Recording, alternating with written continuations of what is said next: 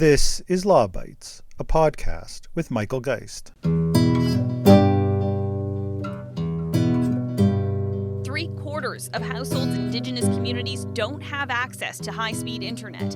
RBC surveyed 2,000 Indigenous youth and found they were 13% less likely than non-Indigenous youth to describe themselves as having enough digital skills to thrive. Our young people get left further and further behind, and it exacerbates the issue of young people leaving our communities. To help prevent that, Keith Matthews says his community, Simk First Nation, paid $175,000 to install high-speed internet infrastructure. It was probably the best investment we made.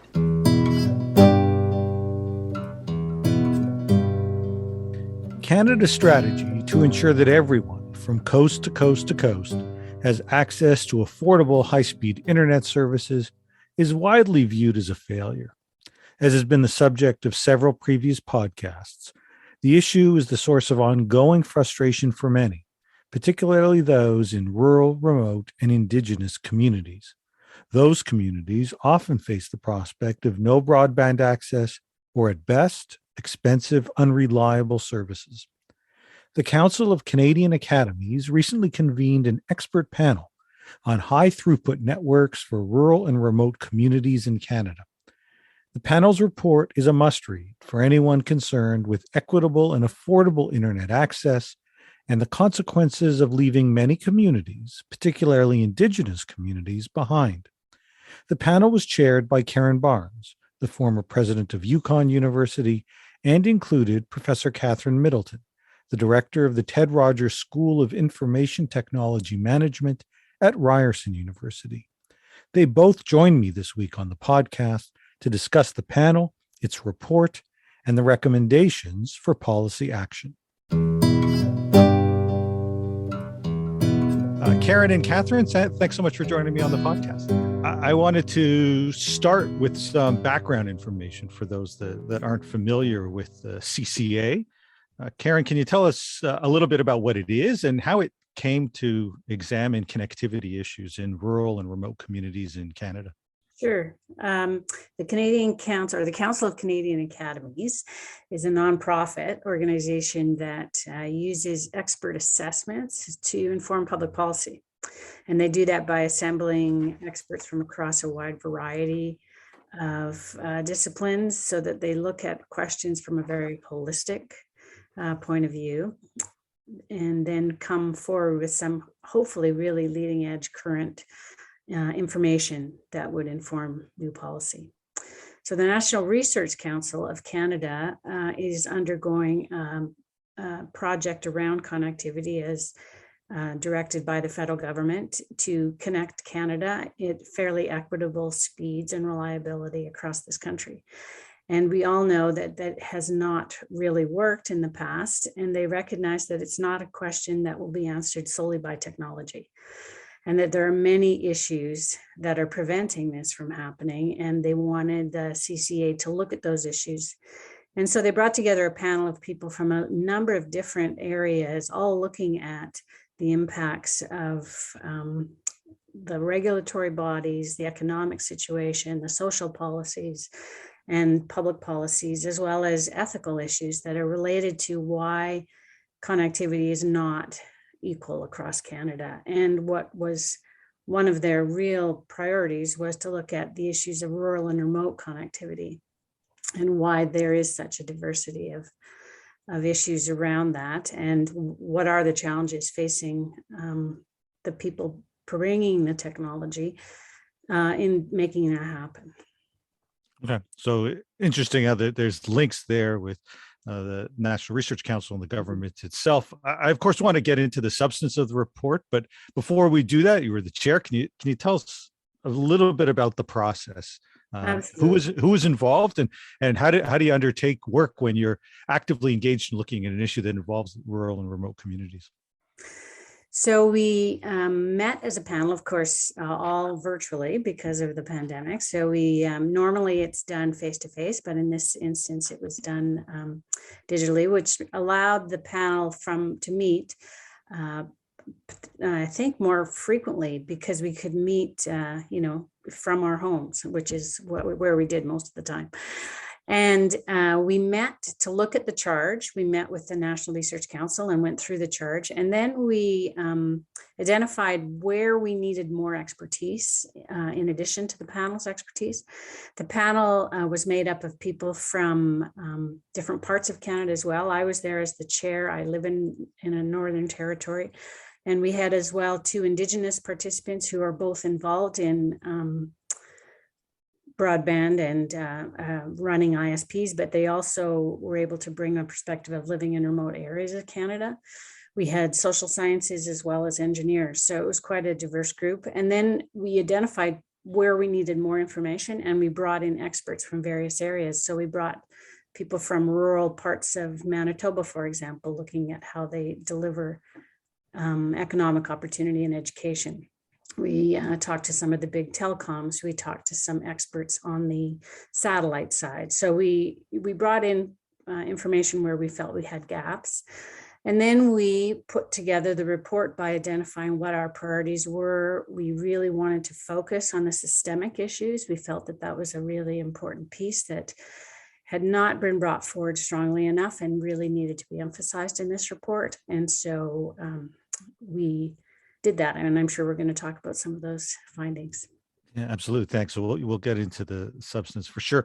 Listeners to this podcast certainly have some appreciation for the importance of internet access. I've touched on it on several episodes, but the concerns and the issues around particularly rural, remote, and Indigenous communities, I think we've had some discussion on it, but it doesn't get enough attention. That's why I think this report is so important. Catherine, can you talk a little bit about what the state of broadband access is today in those communities?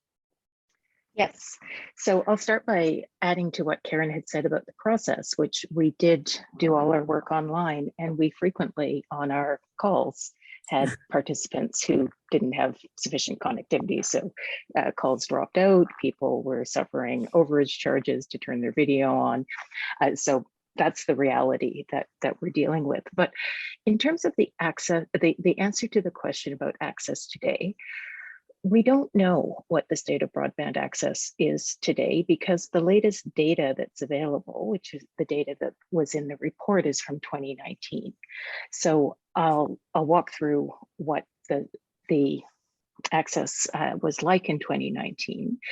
So in the report, we note using CRTC data that almost all urban households, so 98.6% of urban households, had access to one or more broadband services meeting the government's target, which is 50 megabits per second download and 10 megabits per second upload with an unlimited data option. So almost universally available to urban Canada. But when you get into rural households, only 46% of households, rural households, and only 35% of households on First Nations reserves could get a broadband service that meets this target. We also noted that in 2019, there was no 5010 service available to households in Nunavut. In fact, there weren't services at 25 megabits per second were not even available. And in the Northwest Territories and Yukon, houses that did have access to 5010 service didn't have an option for unlimited data. So we can assume that some progress has been made since 2019, but the key finding was that households in rural, remote, and Indigenous communities have fewer choices of broadband providers and have more expensive and slower service than is available to urban households. And we note that these inequities, the differences between urban and non-urban, have existed for years and will continue to exist. Yeah, I mean, that's pretty astonishing for many people who I suspect are listening or accessing this through either wireless or through a broadband network, and something that for many that live in larger cities or urban areas, they take for granted. But to hear that it's practically only one in three people in Indigenous communities with that, some of that kind of access is rather astonishing, I think, and of course deeply troubling. You mentioned the speeds just now and the lack of availability of speeds, but the report makes the point that it's more than just an issue of speed. Catherine, what else do you think we should be paying attention to? So before we leave speed, I think it's important to recognize speed isn't just the download speed, which often gets the focus of the attention. But one of the things the pandemic has shown us is how important it is to have the upload speed. So the connectivity out of our house, which, for example, allows us to participate fully in video conferencing. The other thing that we saw with speed is that a connectivity target that's okay in theory gets stress tested when you have a household full of kids doing online learning, parents working from home, multiple video conferences. So the speed isn't everything, but the speed is still really important. But other things that we should be paying attention to, we do need to look at affordability. So one of the things that our report documents, and it's being well examined elsewhere, is that non-urban households tend to have fewer choices of providers, meaning there's less price competition. I am also in locations with no option for unlimited data, the cost of going over a monthly data allowance can be very high, meaning that households may be forced to limit their internet use to contain the costs. Another issue, we see this particularly in the remote communities, is reliability. So in instances where there's no redundancy, if the satellite goes down or if fiber is cut to the community essentially comes to a standstill. So we provided some examples of communities where with no internet access, people can't pay for gas because the payment systems have shut down. They can't get access to emergency services, and they can't do any of the other things, the communication and so on. So reliability and affordability, in addition to speed, are really important issues. Could I just add one more thing, I think is, and it comes up later when we talk about the policy, but capacity and adoption, go together in rural and remote Canada. There is in many areas an issue of capacity in two ways. One is there has been no real good internet, so people aren't necessarily choosing to have it. There's lots of homes in the north that don't have it for reasons of not having the affordability or being able to afford the hardware and the connectivity, but also just not having a need for it or seeing a need for it yet. The other is capacity on the maintenance side. So there are many communities in rural Canada, particularly in the north, where if your internet goes down or if your computer doesn't work, there is no way to fix it. There's no one there with the ability to fix it. And so there is those small issues that are very unique to certain parts of Canada that we need to be looking at, I think. That's a great point. I want to continue along those lines, actually talking a bit about the effects that we see from this. I mean, I think you've already highlighted, both of you, a little bit of that, quite literally, the communities almost coming to a standstill in kind of everyday activities when the internet goes down. Can you talk a bit more about what some of these real world effects are in communities when we're talking, whether it's about the price related issues, the reliability of the networks, or the speed? Yeah, I think we saw it come to a head with the pandemic. And I work in education, as we all do, but we know that there were children that essentially had to stop doing school. So they were left out completely from education last year because they had no access, or there wasn't reliable access in their homes, or they had to share a single computer amongst many, many kids. So that was a real impact. We saw there's examples of health and safety where people can't get access to health providers or health information if they don't have access. And sometimes that's an urgent situation. We see it in search and rescue. If you don't have the technology to communicate necessarily, or if that ability goes down, there may be problems with first response or emergency services going down. Even our airlines, without technology, there can be no air traffic, and we depend entirely in the north on air traffic. So there are many real world examples of how the impacts are really significant. Yeah, no, I'm glad you raised some of these issues, and you see it in the report. There's a tendency at times when we talk about these issues for those that are either skeptical or can be at times dismissive, chalking it up to a little more than people wanting to play games or watch Netflix. And while those are, I think, valuable things too, I mean, and entertainment and the culture is important as well. To highlight it in this way, I think brings home the point that this goes well beyond some of those kinds of activities into truly everyday mission critical types of things. Yeah, and then I think looking to the future, there's the whole area of economic opportunity. You know, as Catherine mentioned, upload speed is going to be critical for people to be able to bring their entrepreneurship to the world or to Canada from areas of remote Canada. And that's going to take a lot more reliability and a lot more symmetry in order for that to happen. And it won't happen now. No, that I think you're absolutely right. Catherine, you mentioned that some of the data that you relied upon dates back to 2019. The report also notes that there is gaps in the data. Is that primarily one that we're now a couple of years behind, or is there still quite a bit that we don't know about from a pure evidentiary perspective of the current state of broadband in these communities? Yeah, so there's certainly the problem, as you just framed it, of data being lagging, so that it takes a couple of years before we know what was happening 2 years ago, which isn't that useful when you're looking at something that is very much a moving target.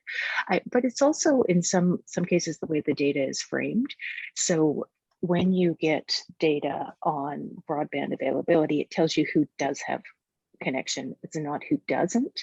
And so there's a lot of work that's required to actually figure out where the service is not.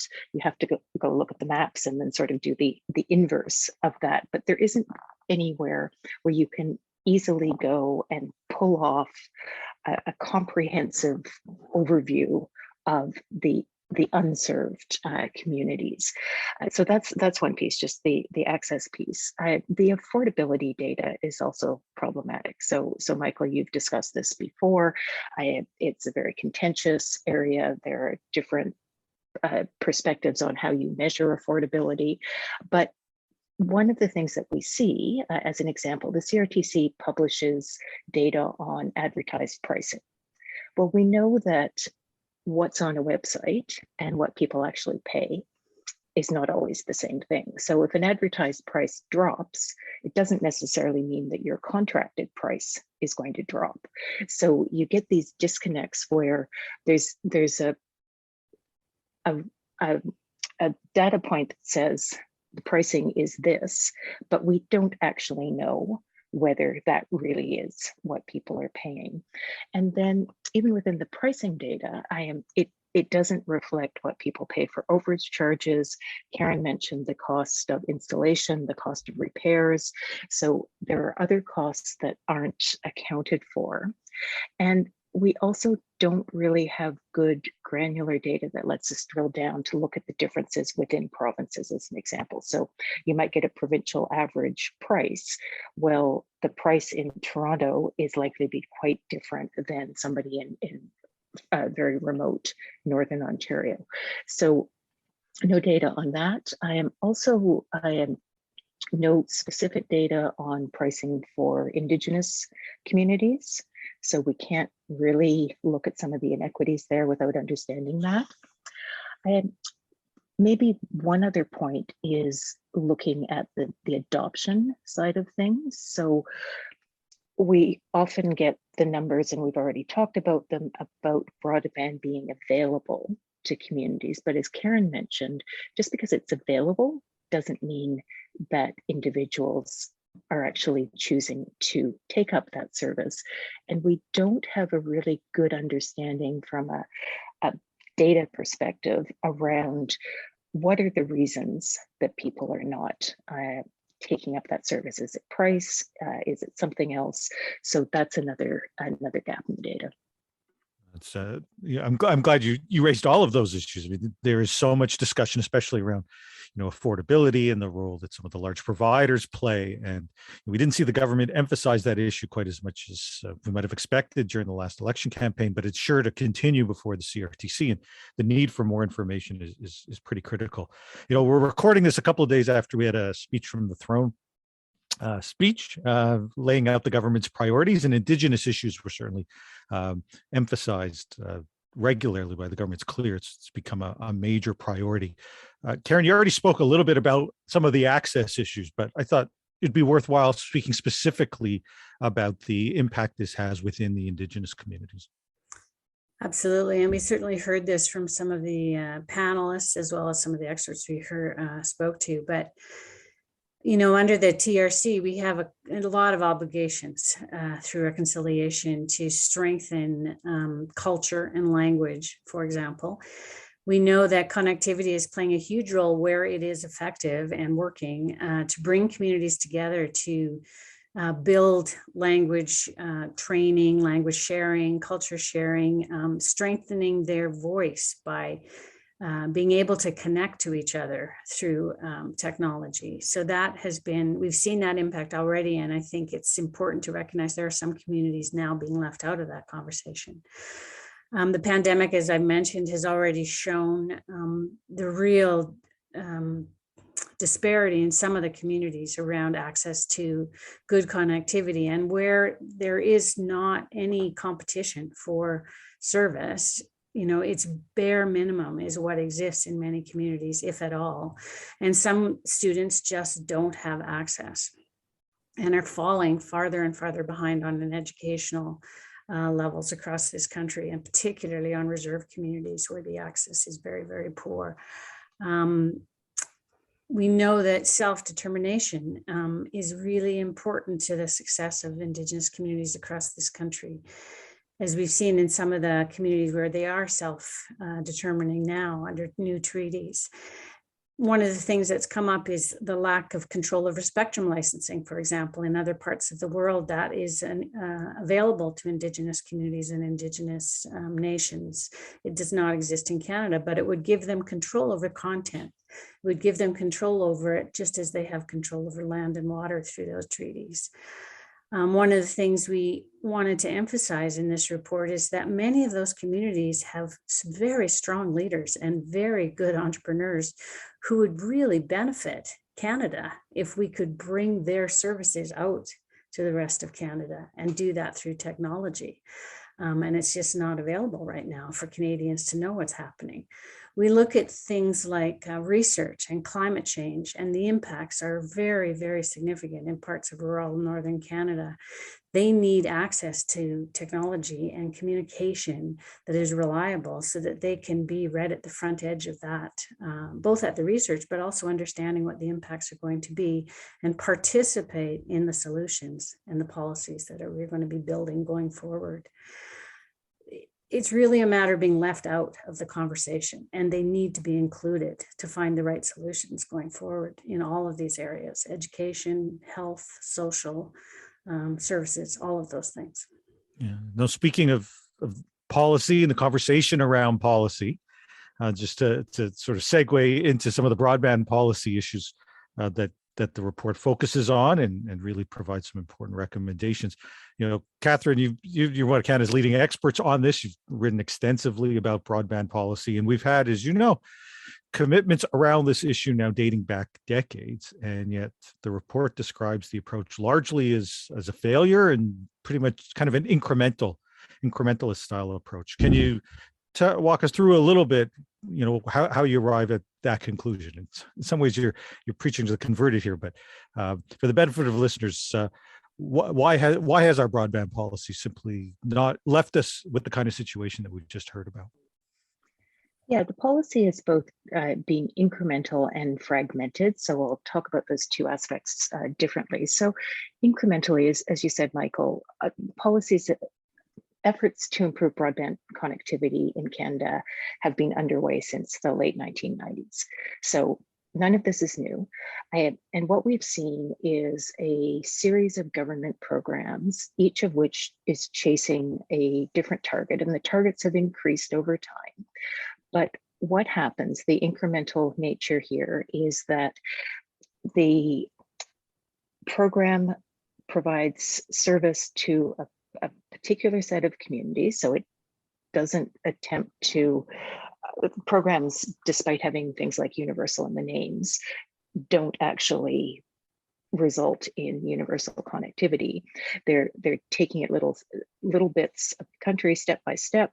I am chasing those targets. So for a long time, the federal funding and provincial funding was going towards networks that would provide 5 megabits per second download, 1 megabit per second upload. We know that that is no longer anywhere near sufficient. We then saw some programs that went to 10.1. So a little bit better, but not much better. Now we're seeing a 50-10 target, but we know that that target is not going to be sufficient in future. So what you see is this continued series of small steps that we have to be fair to say that if you're in a community where you didn't have broadband before and one of these programs has brought service to your community, then that's positive. It's the initiatives have not been a total failure in that there are certainly communities that are served now that were not served before, but the fragmented nature of this, as I said, so the latest federal program is called the Universal Broadband Fund, but the Universal Broadband Fund is a competitive fund.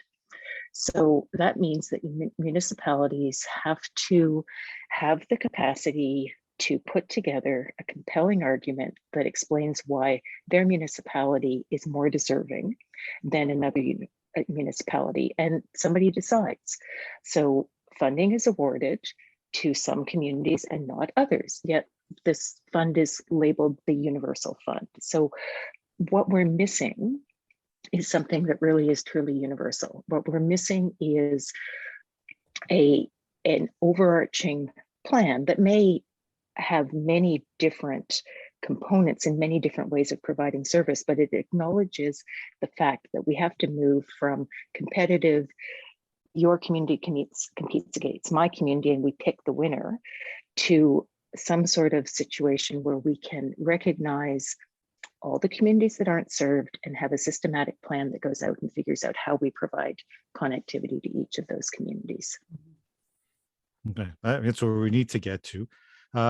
Let's expand a little bit on that in terms of given the past failures, the report provides several recommendations. And I'd like for both of you to talk a bit about the kind of conclusions that you arrived at in terms of how we can solve some of these issues. So I can start, but I know Catherine also will want to speak to this. One of the things the panel did was, rather than have specific recommendations, we felt that it was important to develop some fundamental principles by which all future public policy around this issue should be built. And those are included in the report. One of the ones that was really key, I think, for all of us and came out through much of the discussion was the need to really have place-based policy and to bring the voices of, as Catherine just said, individual communities' needs into the discussion, because there is no one solution. You can't paint all of Canada and say this solution is going to fix it for everybody, as we well know. But how do we get that information is really critical, and making it front and center that we have to talk to those communities and really listen to understand what their needs are before developing policy. But there were others as well. Catherine, I don't know if you want to mention some. Yeah, so certainly the idea of future proofing. So rather than chasing a numerical target that may or may not provide a service that can then be upgraded, there really is a recognition that wherever possible, the technology to be deployed should be fiber. So there's an Australian politician who famously said, do it once, do it right, and do it with fiber. It didn't work out entirely well in Australia, but his principle, his recognition that rather than this incremental, roll it out, build out a technology, and then discover 5 years later it's insufficient. I am really trying to focus the investments now on technologies that will be upgradable. And to be fair, many of the projects that are being funded by the federal government, by the provincial governments, and through the CRTC are funding fiber, which is great. There's also, as I mentioned, the principle of universality. So we have to get beyond the competitive model of awarding funding to really figure out how do we identify all the communities that need service, and how do we find ways, building on what Karen said, that work for these specific communities to get the service that they need in a way that will be sustainable, affordable, reliable over the long term, and upgradable. And I think maybe one other principle that we need to focus on that Karen has also implied in much of what she said is the principle of equity. Just recognizing throughout all of this that the solutions may not be identical, that it will cost more money to provide service to some areas than others, but you can't say, well, it's too expensive to provide that service. We need to recognize that broadband is an essential service. We've talked about the impacts of not having broadband. So really deeply embedding equity in all the policy decisions, I think is a crucial thing to do. Which I think we talked about in the report is taking it out of just being an entirely private sector enterprise. You know, that there needs to be much more of a public sector voice and investment in this to make it truly equitable. Yeah, no, thanks for that. Because speaking of the shift from saying this is purely private sector into one where there's a role for publicly owned networks or public involvement, there are references to community-owned networks and some hybrid networks that kind of try to take a bit of both. Those, we see the occasional example discussed, I think, in the media, and then there are those that try to shoot that down and say, no, it's leave it to the Bells and Teleses and Rogers of the world. But you did recommend or did talk specifically about the benefits of some of these community-owned networks. Can you provide some examples of some success stories that might be emulated in that regard?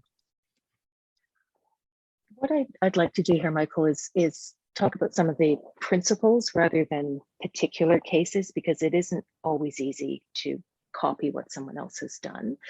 But I think it's recognizing, as we've said, that there are unique needs in communities and that community members are particularly well positioned to understand what they do need.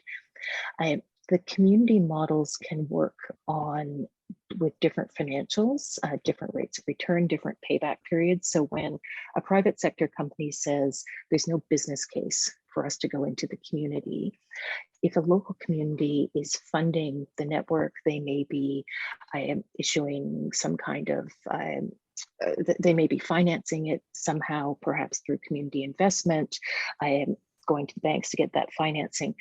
They can set different terms. They may have a 20-year payback period instead of the 5-year or the 3-year payback period that the private sector might want. But to make this happen, and we've mentioned a couple of examples, but there aren't as many examples as you might like in Canada. So to make this happen, one of the things that we need is more investment in capacity building. So as part of this universal rollout, providing more tools for local communities to develop the expertise that they need to really clearly define what's going to serve them best. At the same time, recognizing that that's not going to work for everybody. So we have to acknowledge that, yes, community-owned, community-driven hybrid networks are great, but if the community doesn't have the capacity to do that, then we shouldn't say, well, we're going to skip your community because you can't do that, we'll move on to someone else. So we still need a balance. But one of the things that we've seen recently is the Center for Excellence for Next Generation Networks has done a lot of work in rural and Northern Ontario, in part funded with some contributions from the Ontario government, to build a series of templates. So they've said, let's take an example where a community is a certain distance from the internet point of presence. What kind of options are available there? Or let's take a community where the geography is such that they're in a low-lying valley and it's really hard to serve. What's an option there? So they're building out use cases that other communities could emulate. And we're also seeing organizations like the Rural Ontario Municipalities Association developing guides. So the templating and the capacity building is going to help, but we also have to acknowledge that we still need solutions for communities that don't have and won't be able to develop the capacity to build their own networks. So it's not a one-size-fits-all solution, clearly. I mean, there's a need to take these principles and then incorporate them or apply them in different communities in different ways. Absolutely. And really enabling the communities to articulate what is going to work for them. Okay, that makes sense. Now, why don't we conclude with this? I mean, this is a conversation that in some ways it feels like we could have been having 10 years ago or even more. I mean, it seems like the same issues get raised. The data points may change a little bit, and the importance of the issue, I think, continues to accelerate. I mean, we've seen that quite clearly in a pandemic and hopefully soon fully post-pandemic world. And it's certainly an issue that, there's no government or politician who is against access, and yet we don't seem to be able to really move the ball forward in the way that the report identifies we need to. Are you optimistic that we will, that now is the time, given that we're coming out of COVID and we've identified, particularly in some of these communities, the importance of paying attention to their various economic and social issues? So do you see some hope here? And if you still have concern, what needs to be done to light a fire under some of our leaders so that this does rise up the priority list? I'd be interested in both of your views. Well, I think at the end of the day, the panel felt that things were moving. I'm not sure how optimistic we felt, given the stories we heard from some of the parts of Canada where the disparity is still so great.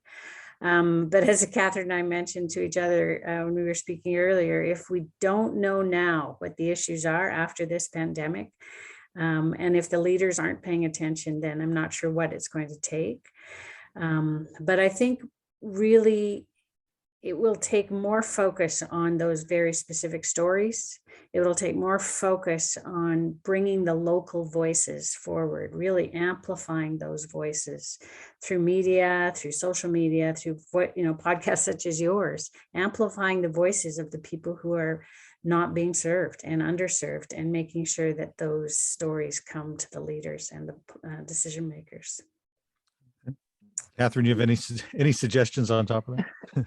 Well, as we've said, this has been an intractable kind of an issue for decades now, and there is progress being made. In the last 6 months, we've seen announcements from both the Quebec and Ontario governments that they are going to take a sort of universal top-down approach. They're just going to connect everyone else that's not connected, but the devil is in the details, of course, and there's often not much transparency around these things.